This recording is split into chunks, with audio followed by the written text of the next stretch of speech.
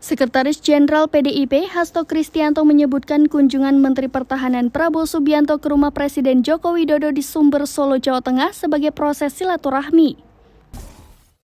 Ketika ditanya apakah dalam pertemuan tersebut juga akan membahas calon presiden dan calon wakil presiden, Hasto menjelaskan itu bagian dari proses komunikasi yang sedang dijalankan. Namun begitu, PDIP sendiri masih enggan membeberkan langkah berikutnya pasca penunjukan Ganjar menjadi calon presiden 2024.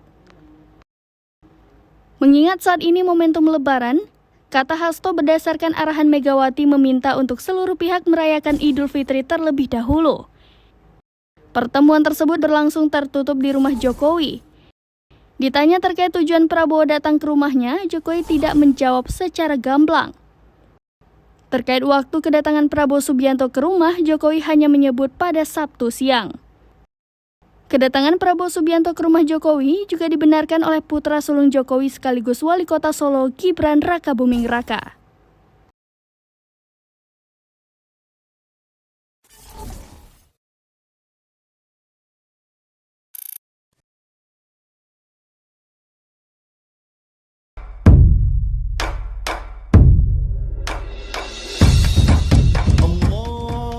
Dari studio SrambiNews.com di Menasah Manyang, kami mengucapkan Selamat Hari Raya Idul Fitri 1445 Hijriah. Minal Aidin wal Faidin, mohon maaf lahir dan batin.